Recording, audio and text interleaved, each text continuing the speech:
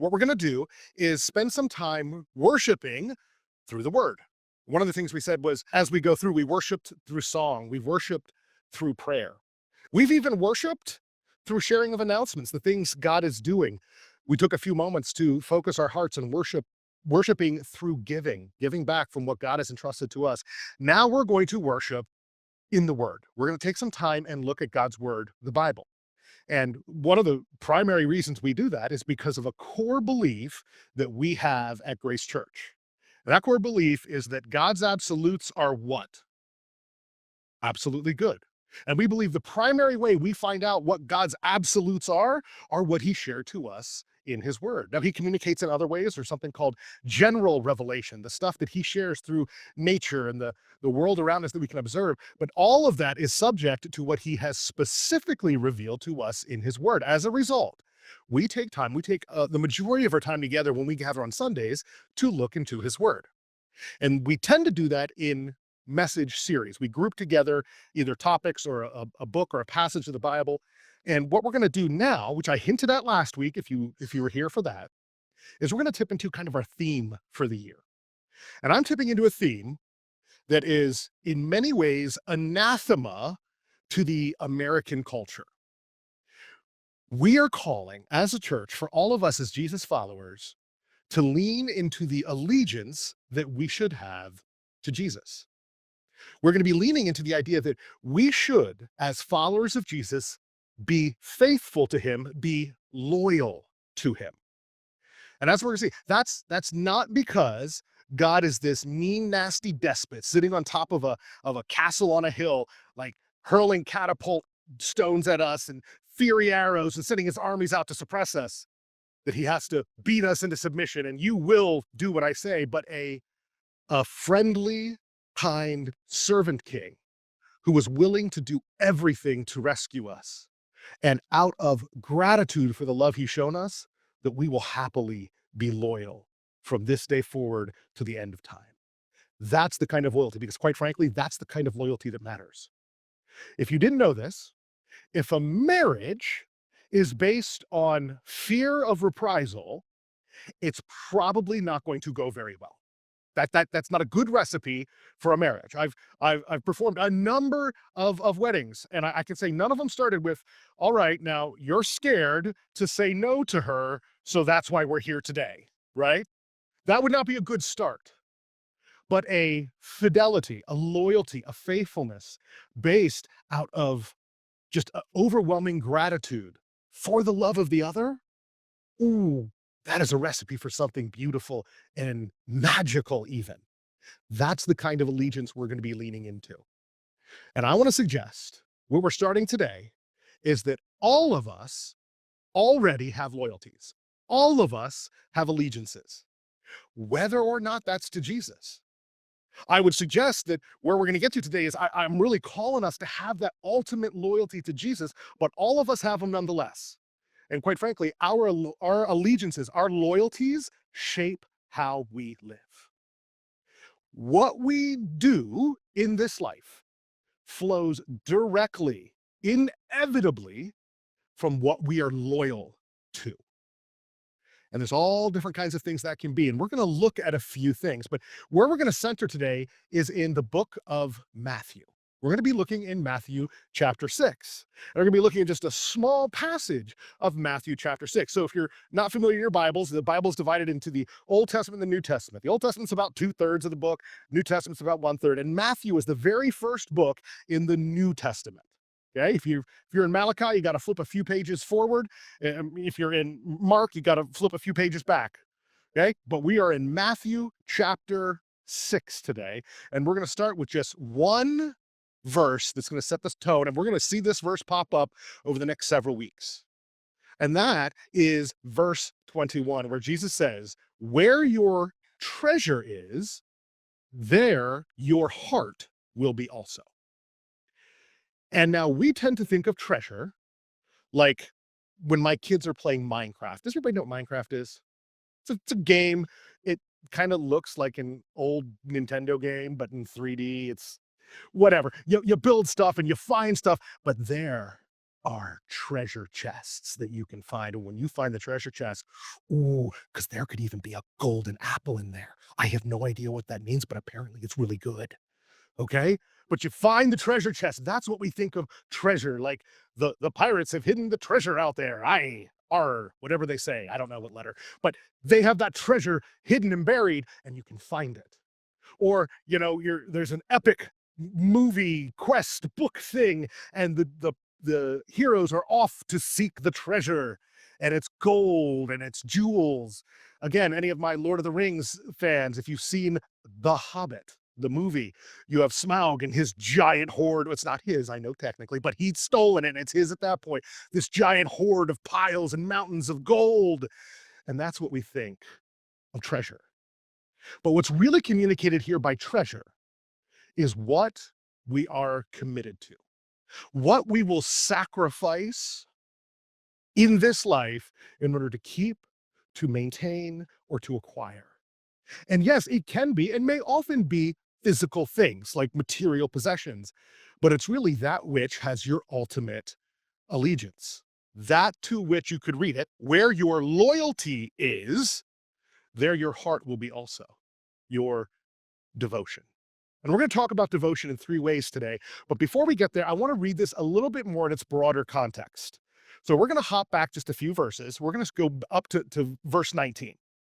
And here Jesus is giving a parable or a teaching as part of his Sermon on the Mount, which, if you're interested, is on our website. You can go find it. We did 26 weeks through the Sermon on the Mount. I think it was 3 years ago now. So if you're really bored and have nothing else to do, need help falling asleep, you can go and listen to those messages.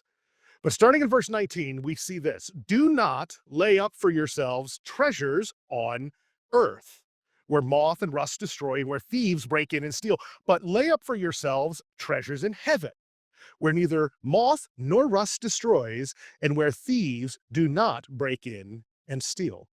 You see that Jesus is contrasting that you can invest your life here and now for things that won't last. That's the idea of treasures on earth.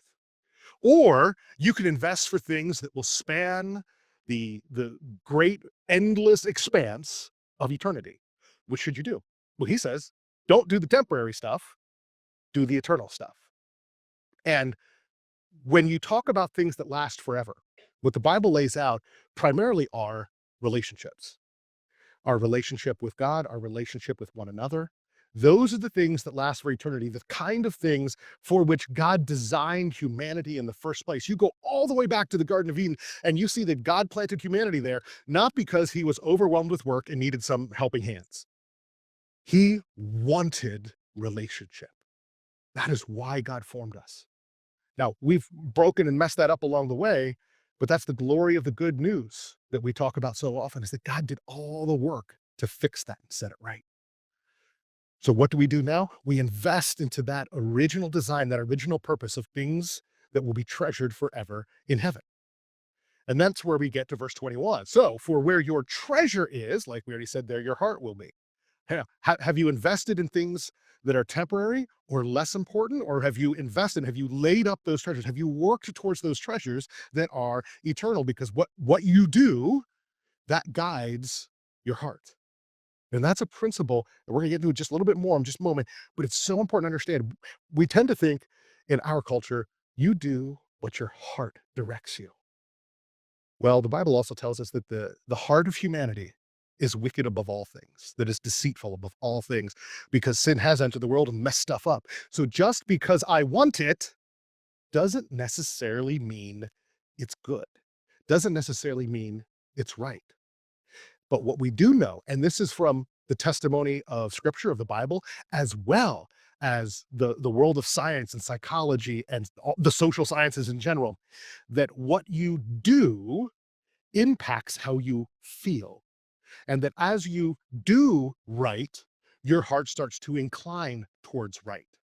That we can literally change how we feel over the course of time in indirect ways as we do those things that align with truth and righteousness.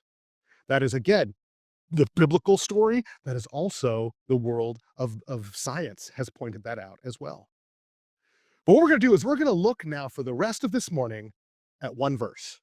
And we're going to break it apart in three ways. We're going to look at verse 24. And where we're going to see to begin with is this first kind of big idea, and that is divided devotion is impossible. You cannot truly be devoted to more than one thing in an ultimate sense. Yes, there are hierarchies, sure, but the ultimate devotion, that to which you are most devoted, cannot be divided. You can't parcel that out. That ultimate is an all or nothing. And we can see that right here at the beginning of verse 24, where Jesus says, no one, now, and again, I know sometimes this is obvious, but I feel like I kind of got to point it out. When it says no one, who is not included in that? No one. So that means that all of us are included. Just making sure, because sometimes we're really good at making exceptions. Well, I know it says no one, but, and then insert whatever reasoning I have. And by reasoning, I mean excuse. Jesus is making a categorical statement here. No one. So, y'all, me, everyone who hears, no one can serve two masters. No one can serve two masters. And now for us, this language is a little bit harder because we don't like the term master. We connect it often to the idea of slavery, and in our context, like the American form of chattel slavery that we had that was absolutely hideous and repugnant. This was different in the first century world. Yes, some of that happened, but a vast majority of those who were called doulos or slave, that word was used synonymously with slave or bond servant, someone who had um, in essence, indebted themselves to someone else or employed themselves to someone else in order to pay off debt that they had incurred. So it was more like what we would consider employment today would be the bond servant. And they would have to serve the master. Now, it wasn't like they only worked 40 and went home. That, it's not exactly like that. But when it's saying master, we tend to think of that very harsh oppressive system. And that wasn't necessarily the case. And what would be a lot easier I think in our context to understand the true meaning, when we're reading master, read king.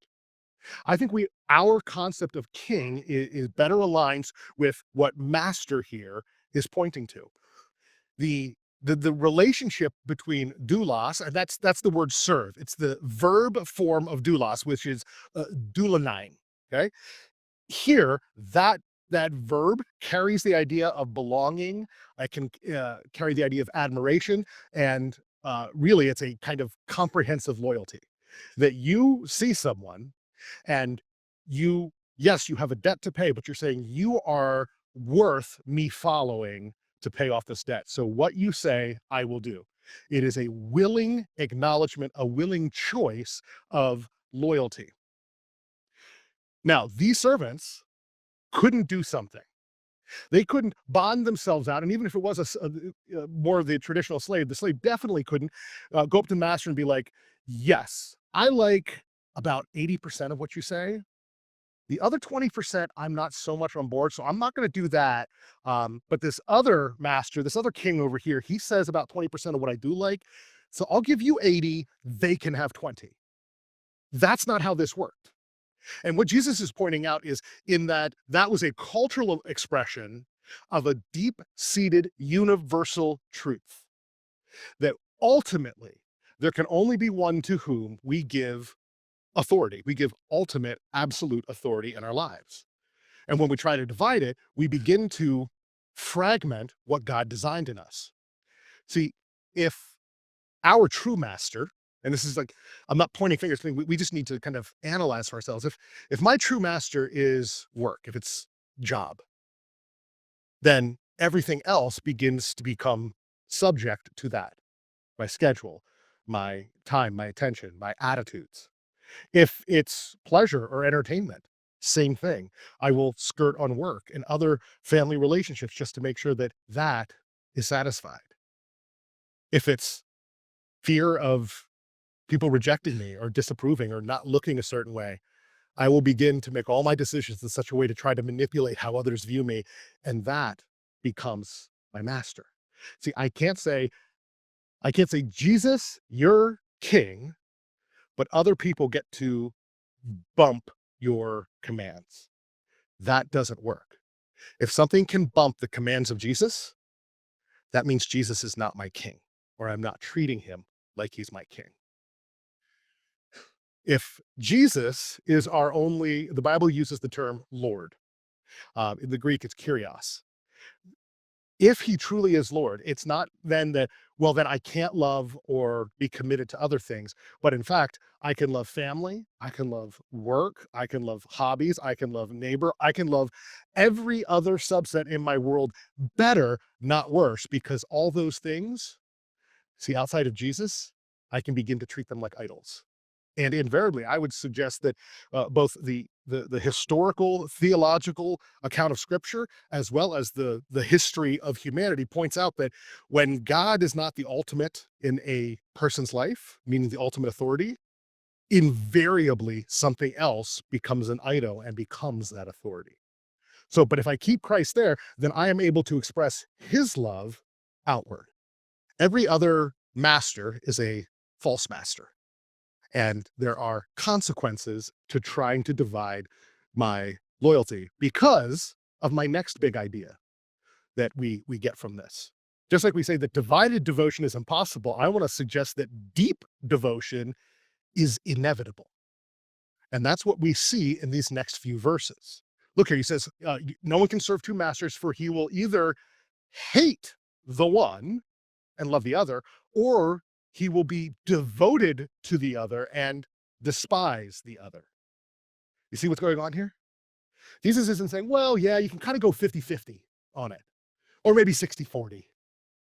He's saying, no, no, no. The direction of the human heart, if you are trying to serve more than one ultimate authority, the one who gets the final say, you will not be able to split that devotion, because devotion inevitably goes deep towards what has my loyalty. If I'm leaning into to Jesus as my ultimate authority, my devotion will grow deeper and deeper as I do those actions that accord with him as master. Then my heart begins to see him more as that gentle, loving, serving king. But if I allow other things other than Jesus as king to have ultimate authority, inevitably my heart will lean towards that. Jesus says right here, it's either love or hate.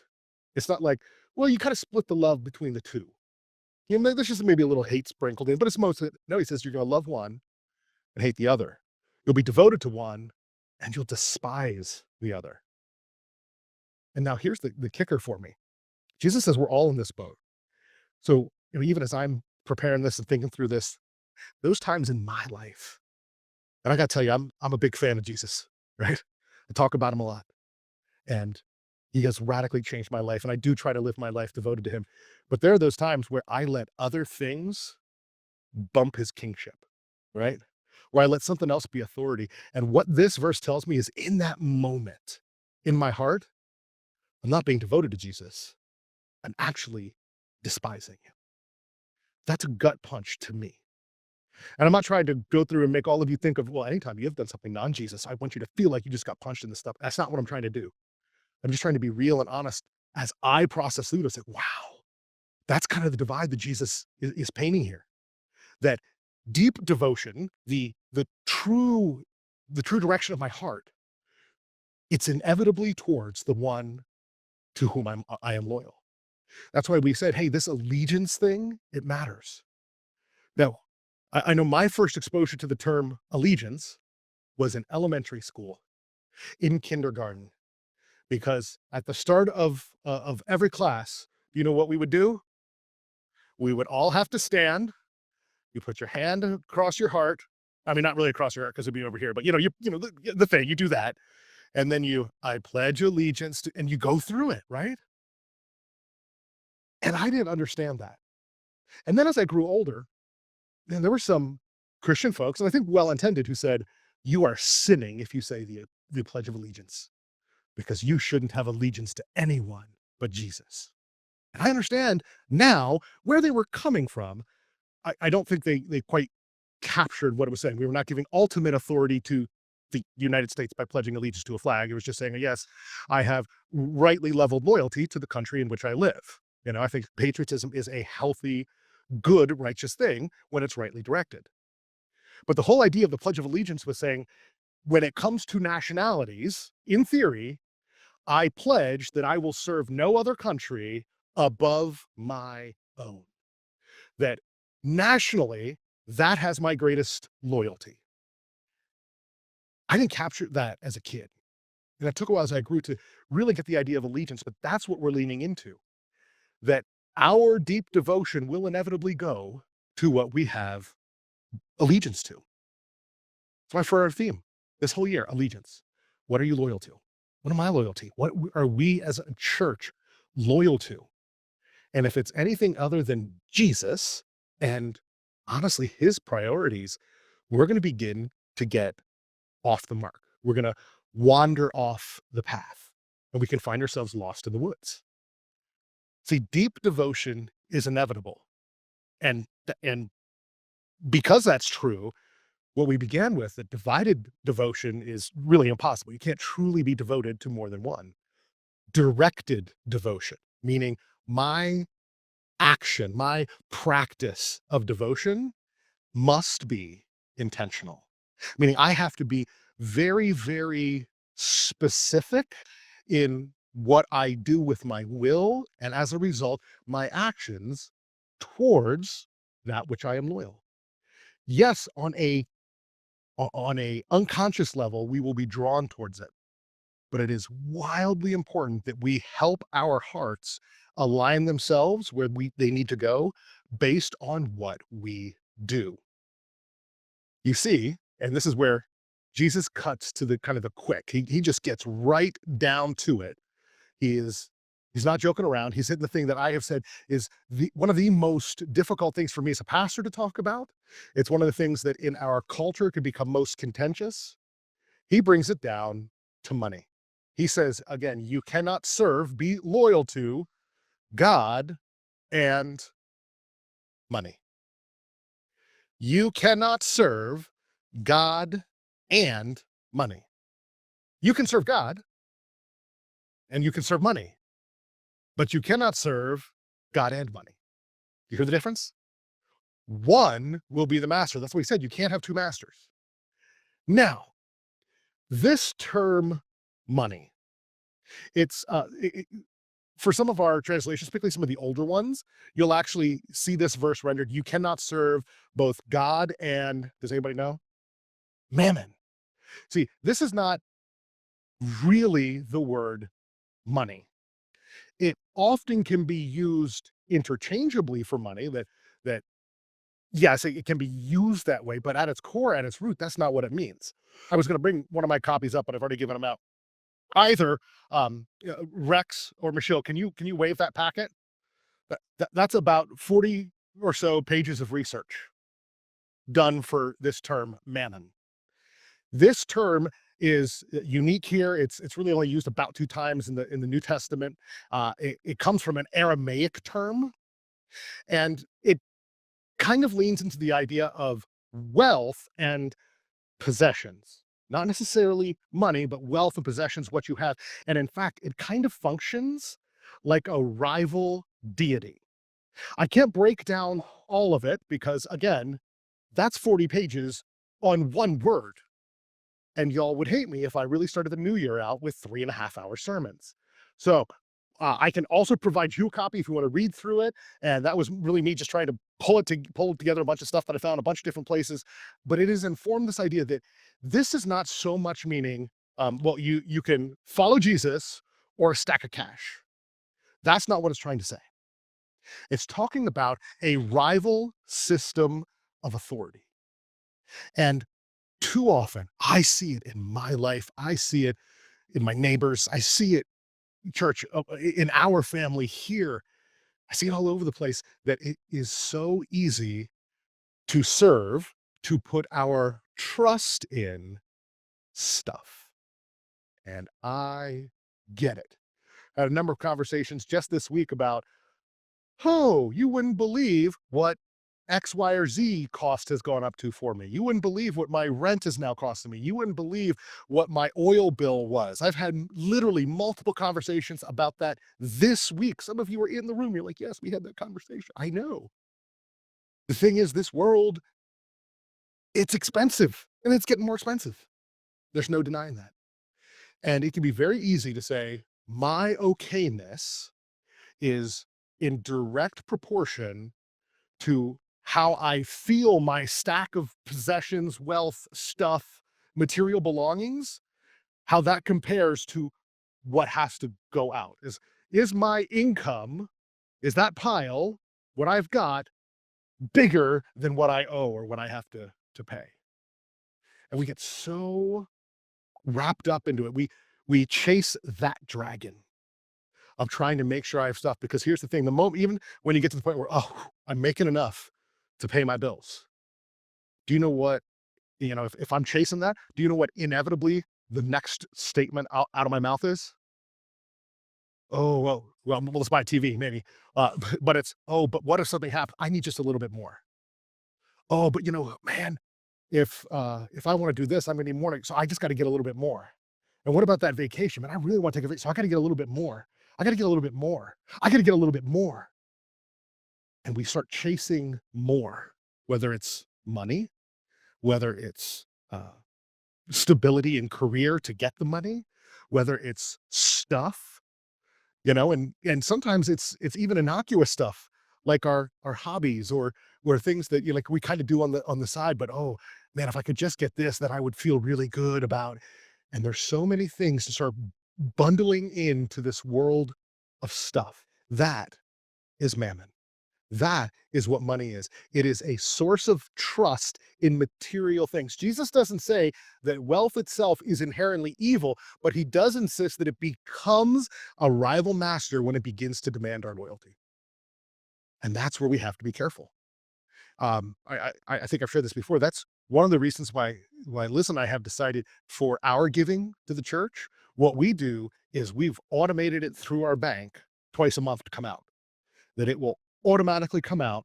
And that is before we stress and worry about our other bills. That doesn't mean that wisdom and intellect doesn't go into figuring what that is. Like we're not writing checks for $4,000, every couple weeks. Yeah, well, you should know that I don't make that much money. Yep. But we send that out automatically because we said we don't want it to be for us where we go, oh man, that van broke down again. Which, if you know anything about our story, that's been like 7 times this year, right? "Oh, it broke down again," That check will cover this repair this month. Because although I can understand where that will come from, and that I'm not saying that there's never a right time to adjust that based on what's coming in, but for us, we said, "You know what? The Lord has been faithful. We're gonna trust him with this." We've prayed about what we feel we should give, and so we give. We give to the Lord. We trust him with those finances because we don't want mammon to become our master. That's just one way that Liz and I have tried to direct our devotion. Our that happens through intentionality. I did not accidentally happen to be flipping through the apps on my phone, come to the bank app, accidentally put in Grace Church as a bill payee, and accidentally schedule it to come out. That didn't just happen. Was I had to talk about it, and we had to take the intentional movement towards making that act of devotion take place. We had to direct the devotion into actual things. That's what God is calling when he says this idea of not serving God and money. He's calling us to serve God. He's calling us to follow the one to whom our loyalty is rightly due, but we have to make that choice. See, history and theology, again, will both, I believe, confirm that devotion does not naturally drift towards God. Because quite frankly, if you go back to the garden, we're going all the way back to Genesis again. When there was no sin, when there was no suffering or death or problem, when things were idealistic in the truest sense of the word, humanity still drifted away from devotion to God and gave devotion to self. That is what we see happening. That's why we have to be intentional. See, directed devotion means intentionally placing both our fears, our desires, our worries, our anxieties, all that stuff before God, and choosing kind of each step of the way then to trust him with it. Okay? Because I'll tell you, it's easy. I prayed the prayer, God, I am worried about X, Y, or Z, or probably X, Y, and Z. God, please take care of it. I want to trust you with this. Amen. And then go, Thanks for looking at that. And I pick it right back up and keep holding on to it. Right? Well, because I got to worry about it, right? It's still there. But what God is calling us to do is to trust Him with those things, that He is good, that He is gracious, that He is great and glorious. He is all these things. And so, because of that, when I lay them at His feet, I can trust Him to do what He needs to do. Yes, I need to be responsible for my stuff. This is the intentional part for me. But the other part of the intentional is trusting that God will do His part with it. And I don't have to let that be my world of okay. If that thing, whatever it is, whether it is all the bills that are stacking up, whether it is the health concern, whether it is that relationship that's a little wonky, yes, I do what I can to be responsible with what God has given me. But in the end, the ultimate, I say, okay, God, I can trust you to bring good out of all of that, even if I can't see it right now. That is directed devotion being intentional. When it does come to money, though, because again, although mammon doesn't mean specifically just money, that is part of this competing source and system of authority in our lives. We got to think about, I think, First Timothy 6 and verses 9 and 10. Here's what we read. Those who desire to be rich fall into temptation, into a snare, into many senseless and harmful desires that plunge people into ruin and destruction. And then verse 10 here, catch this. For the love of money, again, not money, for the love of, for the devotion to money is a root of all kinds of evils. It is through this craving that some have wandered away from the faith and pierced themselves with many pangs. It is a temptation for us to pursue riches. Again, that's not, and I'm going to date myself, the Scrooge McDuck, if you know what I'm talking about, where Scrooge would try to dive into big piles of gold coins. By the way, don't try that. If you have the opportunity, you will break your neck. Okay. That doesn't work. Not that I've tried. I'm just thinking through physics here. Okay. Physics and human biology, you're not going to be able to dive into a pile of gold coins. But we tend to almost cartoonize this idea of riches. It's those people out there. Maybe in today's world, we're thinking like Elon Musk or Bezos or, whoever those multi-billion, soon to be trillionaires are out there. Those are the rich. According to first century world, when Jesus was walking the earth, when these disciples were writing these pages, do you know who was considered rich? Anyone who was not subsistence living day to day.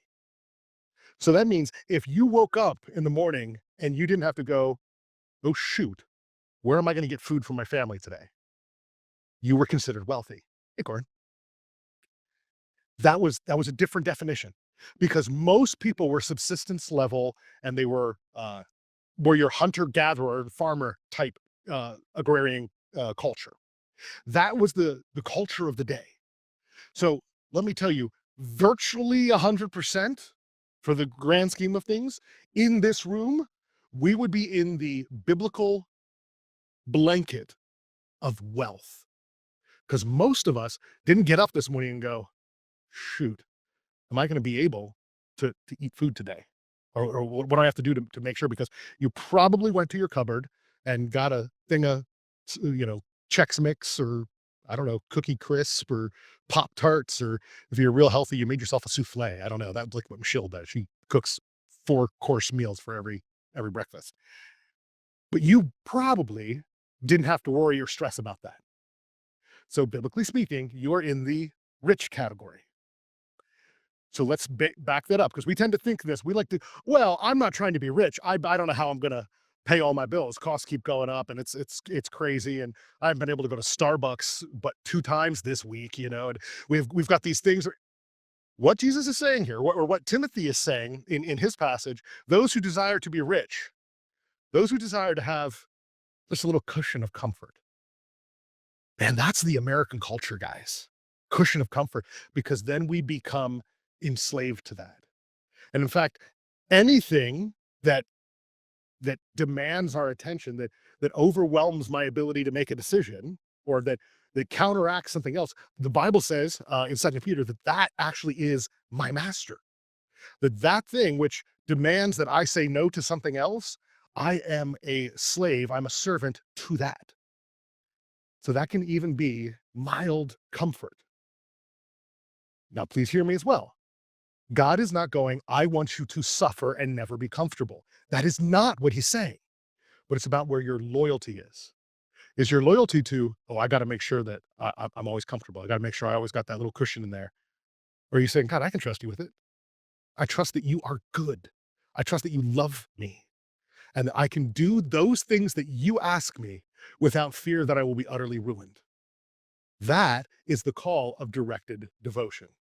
So I said that our loyalty shapes how we live, which really is me saying that our allegiance shapes how we live. That to which I am aligned, to which I show allegiance, that to which I am faithful, I have fidelity, all those words, that will shape how I live.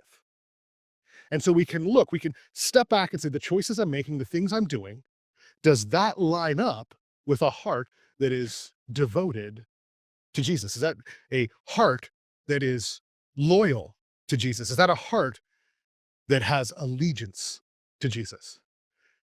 Elsewhere, Jesus says, you will know a tree by its what? Fruit. Two people over here have read their Bibles. Good job. You will know a tree by its fruit. You can look, and if there are oranges hanging off a tree, you don't go, probably a pear tree. You go, oh, that's obviously an orange tree. That's what Jesus is directing us here with this kind of who you're serving. What you produce will demonstrate who your true king is.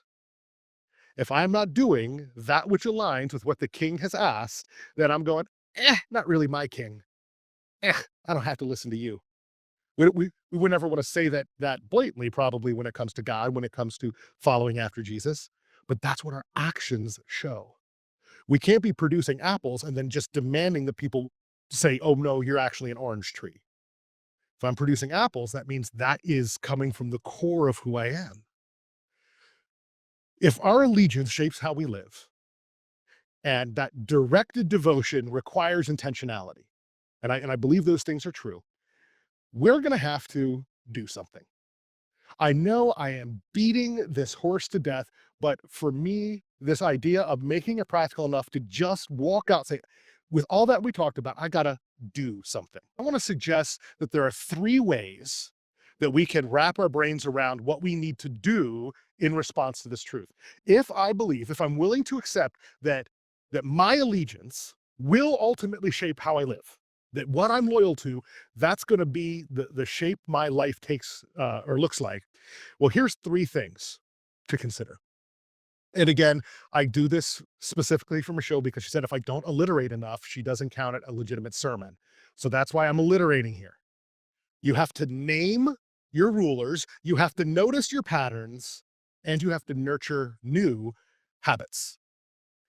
And what I mean by that is take time to reflect through some things and actually set some things up for accountability. I met with someone this week and we talked specifically about this, that, hey, there were certain things that this individual was giving into that didn't align with God's standards. It's like, I've tried to do better. I've tried to do different and it just hasn't worked.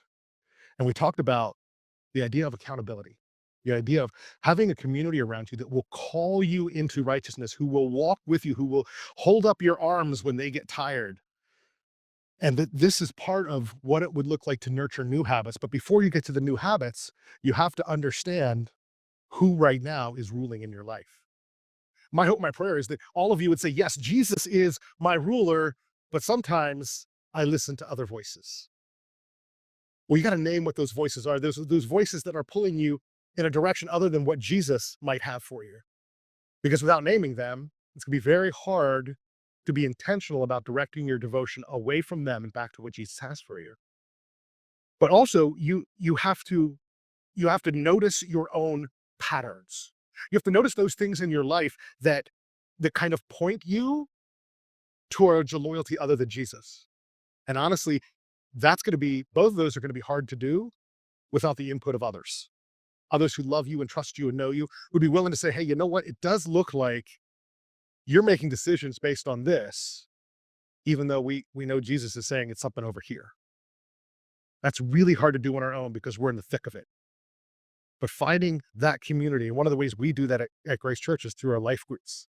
where we have these opportunities to speak into one another's lives. We also have things for our teens twice a month where they're gathering on Sunday nights. Starting again in February, we've got a Bible study for the big kids, people like Christian who can help come in and study together what God's word says. We do that twice a month too. There's opportunities to be around those who can help you notice what your patterns are and to then work on nurturing these new routines, these new disciplines, these new things that do align your heart towards Jesus. Now, all of that, I would suggest that all of the things I've said sound like a whole bunch of gobbledygook if you haven't come to a place of really knowing who Jesus is and trusting him with you forever. Because I mean, why should I be loyal to some dude who died 2,000 years ago? That seems dumb. Why would I want to do? Why don't I just take until you get to know who Jesus is, what he's done, what he offers, and what he will continue to do now and for all eternity? That's going to be a hard thing to wrap your brain around why you should show loyalty. So if that's something you're not sure of, today happens to be the greatest discovery track for you that we do when we're done with our message. Because today's discovery track is what, Martin? Good news. Good news. It is about the gospel of Jesus and who he is, what he's done, what he will continue to do. Because that will be the first step before you ever show true loyalty to him.